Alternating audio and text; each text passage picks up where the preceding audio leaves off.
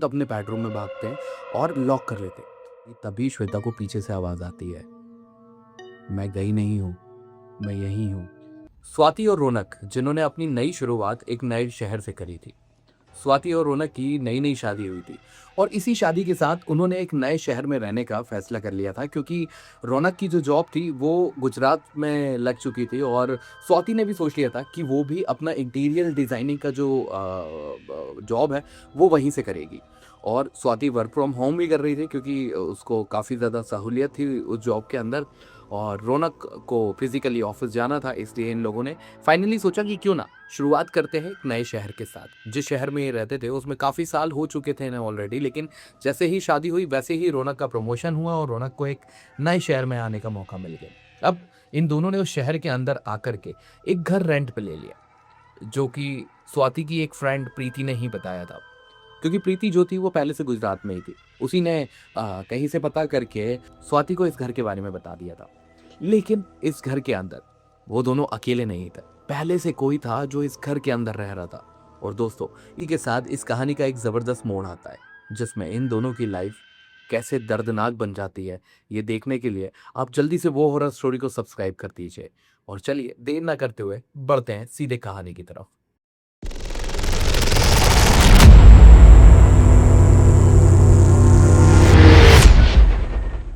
गुजरात शहर के अंदर स्वाति और रौनक रहने के लिए आ गए थे। स्वाति अपनी वर्क फ्रॉम होम की जॉब कर रही थी और रौनक बहुत ही ज़बरदस्त जॉब के साथ अपने प्रमोशन के साथ इस शहर के अंदर आ गया था। कुछ दिन बहुत अच्छे गुजरे। नए शहर, नई जगह, घूमने का कुछ अलग मज़ा, क्योंकि आपके पास कुछ ऑप्शंस होते हैं कि आप इस जगह जा कर के देख रहे हैं, वहाँ जा कर के देख रहे हैं, अलग-अलग चीज़ों को एक्सप्लोर कर रहे हैं। अपनी जॉब के साथ जैसे ही टाइम मिलता था, ये दोनों कहीं न कहीं घूमने निकल जाते थे। और नई-नई शादी, तो जो फन है, जो प्यार है, जो रोमांस है, वो जस्ट डबल था। हर चीज़ बहुत अच्छी चल रही थी। लगभग 20-25 दिन बहुत अच्छे इनके गुज़रते हैं। 2-4-5 दिन तो इन्हें सेटल होने में लग जाता है। 20-25 दिन इनके बहुत ज़बरदस्त जाते हैं। कुछ घूमने भी जा रहे हैं, यहाँ भी जा रहे हैं, वहाँ भी जा रहे हैं, क्योंकि इनको जो घर भी मिल गया था, वो भी बढ़िया, मतलब वेल फर्निश्ड था। सारा वैसा की वैसा इनको मिल गया था, तो इन्हें बहुत ज़्यादा चीज़ों को अरेंज करने की ज़रूरत नहीं पड़ी। लेकिन एक दिन रात के 2:17 पे इन्हें आवाज़ आती है, जैसे कुछ सामान गिरा होगा। तो श्वेता एकदम से उठती है और देखती है यहाँ वहाँ। वो तभी रौनक को भी जगाती है। रौनक से बोलती है, रौनक सुनो, मुझे किचन में कुछ सामान गिरने की आवाज़ आई। रौनक बोलता है, अरे यार बिल्ली-विल्ली होगी, कुछ होगा यार, सोने दो। रौनक वापस सो जाता है। कुछ देर बाद इन्हें वापस से डब्बा गिरने की आवाज़ आती है, मतलब कुछ बर्तन गिरने की आवाज़ आती है किचन के अंदर। ये दोनों एकदम से उठते हैं और उठ कर के उस किचन की तरफ जाने लगते हैं। अपना दरवाज़ा जैसे ही खोलते हैं, इन्हें महसूस होता है कि इनके हॉल में कोई बैठा हुआ है, जिसकी पीठ इनकी साइड है, पर चेहरा नहीं है। जैसे ही रौनक कुछ और दरवाज़ा खोल करके बाहर, मतलब वहाँ से देखता है, तो इन्हें नज़र आता है कि वहाँ एक औरत बैठी हुई है, जो कि कुछ खा रही है और उसके खाने की आवाज़ आ रही है। ये दोनों बहुत ज़्यादा तेज़ी से डर जाते हैं, तुरंत अपने बेडरूम में भागते हैं और लॉक कर लेते हैं। पुलिस को फ़ोन करते हैं। तुरंत वहाँ पे कुछ देर बाद पुलिस भी आ जाती है। इनका दरवाज़ा बाहर से कोई खटखटाता है, लेकिन ये इतने घबराए थे कि जा नहीं पाते। तभी इसका फ़ोन बजता है और ये फ़ोन उठाते हैं, तो इन्हें आवाज़ आती है, हम पुलिस बाहर खड़े हुए हैं, आपका दरवाज़ा खटखटा रहे हैं, आप गेट नहीं खोल रहे। रौनक जैसे-तैसे हिम्मत करके, श्वेता भी बहुत डरी हुई थी, हिम्मत करके गेट खोल करके ये लोग बाहर निकलते। उस रूम में देखते तो वहाँ इन्हें कोई नज़र नहीं आता। रौनक को, श्वेता को एक डर था कि ऐसा ना हो कोई अचानक से हमला कर दे, मतलब कोई इनको तब तक ऐसा कोई भी, मतलब अंदाज़ा नहीं था कि यहाँ पे कोई भूत प्रेत या ऐसा कुछ है। इन्हें लगा कि कोई व्यक्ति है जो घुस गया होगा और हमारे, मतलब यहाँ बैठ कर के खा रहा है वो कुछ। तो ये डर के कारण जैसे-तैसे हाथ में वहाँ पे कुछ रॉड जैसा लेकर के ये दरवाज़े की तरफ जाता है और गेट खोलता है। सामने पुलिस होती है और पुलिस इसके हाथ में रॉड देख कर के एकदम से, मतलब घबरा जाती है कि आपने फ़ोन किया था और ये क्यों हाथ में लेकर के क्यों आए हो? तो तभी रौनक घबराते हुए बोलता है कि हमारे इस हॉल के अंदर वो औरत थी और हम लोग सीधे बेडरूम के अंदर बंद हो गए थे। हमें डर था कि ऐसा ना हो कि कोई यहाँ-वहाँ छुपा हो और मैं गेट खोलने के लिए आऊँ, दरवाज़ा खटखटाया तो कुछ अचानक से हमला हो जाए। तो पुलिस वाले भी बोलते हैं कि कितनी देर से हम दरवाज़ा खटखटा रहे हैं, आपको कॉल पे भी हो और आप इस तरह की बातें कर रहे हो। पुलिस कमरे में आती है और पूरे घर को छानती है। घर के बाहर जाने का कोई दूसरा एग्जिट दरवाज़ा ही नहीं है। सिर्फ एक सिंगल जो डोर है वो ही है, क्योंकि ये लोग जहाँ रह रहे थे वहाँ से भी बाकी के मतलब दरवाजे अंदर से ही बंद थे, बाहर से कोई दरवाज़ा बंद नहीं था। मतलब ऐसा कैसे हो सकता है कि कोई अंदर से बाहर चला गया हो, क्योंकि पुलिस वालों को कोई नहीं दिखा था और दरवाजे अंदर से बंद हो। तब वो रौनक और श्वेता से ही कहते हैं कि आप ये फालतू की बकवास मतलब क्यों कर रहे हो, हमें परेशान क्यों कर रहे हो। ये दोनों घबरा के बोलते नहीं नहीं सर, कोई था यहाँ पे, सच में था, हम मजाक नहीं कर रहे। और पुलिस वाला ये बोलता है और बोल करके इनको चला जाता है कि देखिए कोई नहीं है यहाँ पर, है ना, या तो आपके साथ कुछ हुआ है या आपने सपने में कुछ देख लिया होगा, और नहीं देखा होगा तो ये बहुत गंदा मजाक का, अगली बार से ऐसा मजाक मत करना, नहीं तो आपके ऊपर ही हम कार्रवाई कर देंगे। अब ये वाली बात हो गई, पुलिस भी चली गई। ये दोनों को उस पूरी रात भर नींद नहीं आई और ये लोग हॉल के अंदर ही लाइट चालू करके बैठे रहे। मतलब यहाँ वहाँ सब दूर देखता है, सारे दरवाजे सब कुछ। मतलब इनकी हालत ऐसी थी, मतलब आप ही सोच करके देखो कि आपके घर के अंदर कोई ऐसा आ जाए तो क्या हालत होगी आपकी, वैसी हालत इनकी थी। अब पूरी रात ऐसे ही बीत गई इनकी। सुबह सुबह इनको इन दोनों को नींद आने लग गई और इसी बीच न जाने कब इन दोनों की नींद लग जाती है। और जब रौनक की नींद खुलती है तो रौनक देखता है कि सुबह के 12 बज चुके हैं और उसको ऑफिस जाना था, जो कि वो बहुत लेट हो चुका है। रौनक के फ़ोन पे भी बहुत सारे कॉल आ रहे हैं, क्योंकि रौनक की एक मीटिंग थी आज और उसी मीटिंग के लिए उसको ऑफिस आज जल्दी भी जाना था। रौनक बहुत ज़्यादा घबराया होता है, वो फ़ोन लगा करके बात करता है, सामने से उसको बहुत ज़्यादा मतलब सुनने को मिल जाती है कि मीटिंग है, सब लोग यहाँ पर है। रौनक अपनी सारी आप बीती फ़ोन पे बताता है कि इस तरह से ये हो गया और इस वजह से मैं और मेरी वाइफ पूरी रात भर नहीं सो पाए। तो अचानक से नींद लग गई। उसके बॉस या उसके ऑफिस के जो भी कलीग थे उन्होंने बोला चलो ठीक है, पर तुम जल्दी से ऑफिस आओ। रौनक फटाफट तैयार होकर के जाने के लिए निकलता है, लेकिन श्वेता अभी भी घबराई हुई है। श्वेता मतलब घर में ही रहना वाली थी। तो श्वेता बोल रही थी कि अचानक से ऐसा कोई आ ना जाए, मतलब कोई किसी दरवाजे से कैसे आ सकता है जब सारे दरवाजे बंद है ना। तो रौनक जैसे तैसे समझा करके उसको बोलता है तुम भी मेरे साथ चलो अगर तुम्हें डर लग रहा है। श्वेता मान जाती है इस बात पे और वो दोनों रौनक के ऑफिस चले जाते हैं। रौनक अपना सारा काम निपटाता है और उसके बाद वापस इन दोनों को घर आना होता है। अब आज घर ये दोनों आने वाले थे, काफ़ी ज़्यादा डरे हुए थे, बाहर ही खाना वाना खाते हैं और ये अपने घर की तरफ आते हैं। आकर के दरवाज़ा खोलते हैं और ये आज फैसला करते हैं कि बेडरूम में नहीं, हम यहीं इसी हॉल में ही सो जाएंगे। तो ये दोनों हॉल में ही सोते रहते हैं। तभी रात के लगभग 2:17 के आसपास इन्हें बेडरूम में से भी आवाज़ आती है जैसे कि कुछ सामान गिरा हो।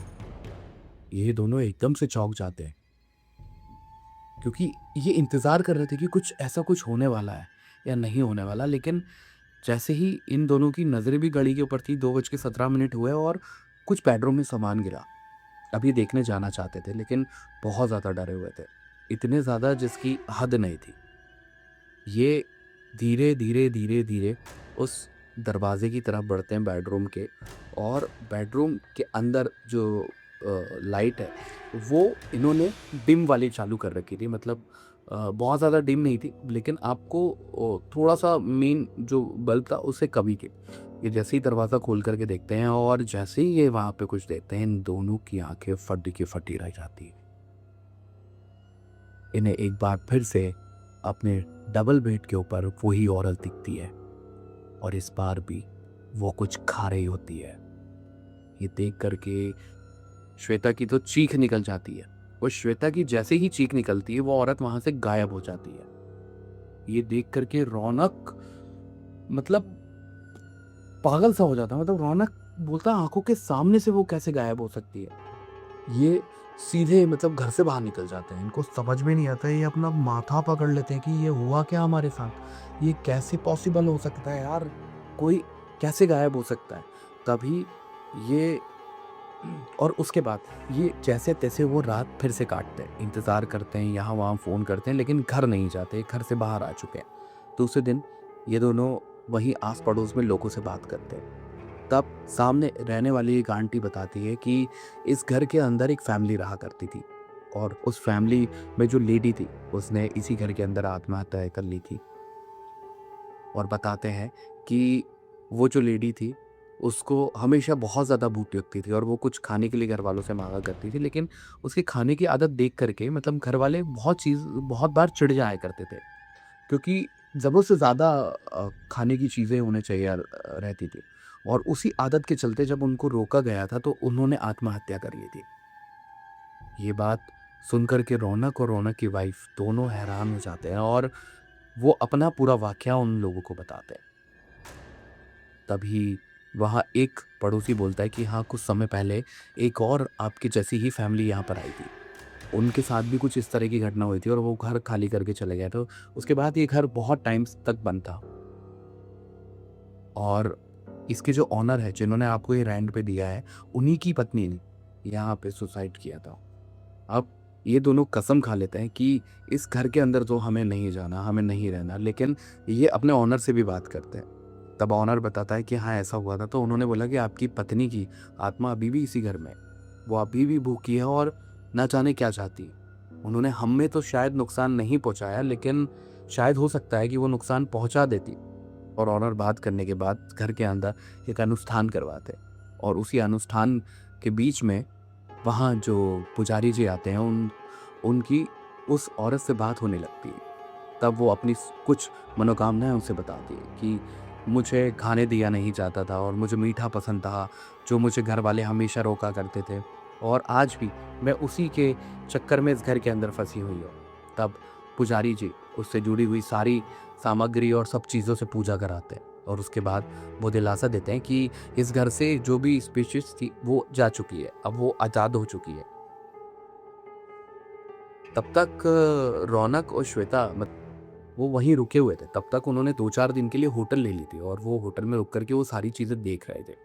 वो सब कुछ होने के बाद पंडित जी ने जब उन्हें बोला कि ऐसी चीज़ हो चुकी है, तो आप अब इस घर के अंदर आराम से रह सकते हो। तो श्वेता और रौनक वहाँ आकर के रहने लग गए।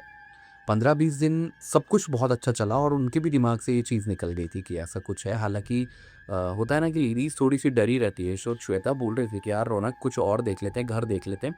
तो रौनक भी घर देखने में लगा हुआ था कि कहीं कोई अच्छा-सा घर मिल जाए। लेकिन धीरे-धीरे कम्फर्ट ज़ोन में आने लगते हैं ना, घर भी बढ़िया है, अच्छा है, पूरा फर्नीचर मिल चुका है, सही साइड रेंट पे है। तो थोड़ा-सा कम्फर्ट हो गया था इन लोगों को। लेकिन फिर भी ये घर ढूँढने की तलाश में तो थे, क्योंकि श्वेता हमेशा वर्क फ्रॉम होम ही करती थी।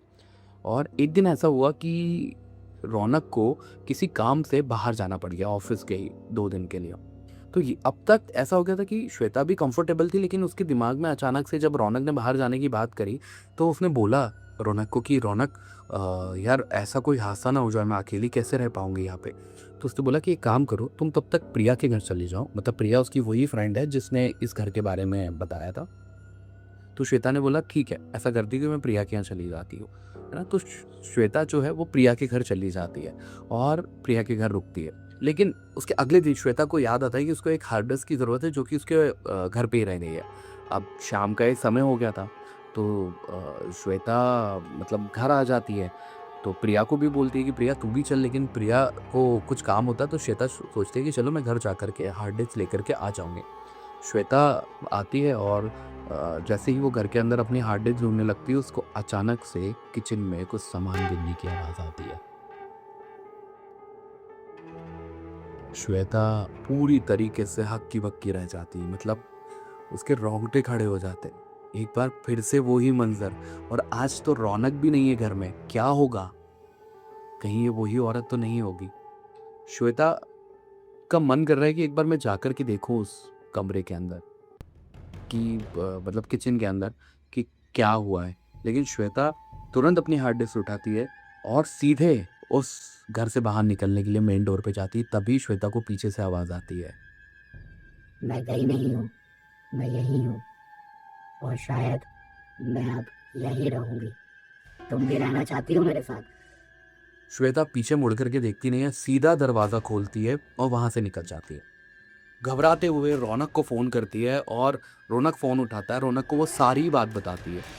फिर उसके बाद रौनक बोल देता है इस घर के अंदर हमें नहीं रहना। दूसरे दिन रौनक सीधे अपना काम निपटा के पहुंचता है, वो सीधे प्रिया के घर जाता है जहाँ पे श्वेता रुकी हुई है।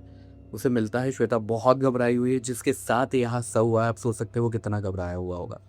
श्वेता बताती है मैंने पीछे मुड़ करके नहीं देखा, मुझे नहीं पता वहाँ वही औरत थी या कौन था, क्योंकि मैं शायद अगर देख लेती तो मैं वहाँ से वापस बाहर नहीं आ पाती। तो श्वेता की अच्छी बात यही रही होगी कि उसने पीछे मुड़ कर के नहीं देखा, और श्वेता इतनी घबराई थी कि उस घर का दरवाज़ा भी लॉक करके नहीं आई थी, वो सीधे आ गई थी।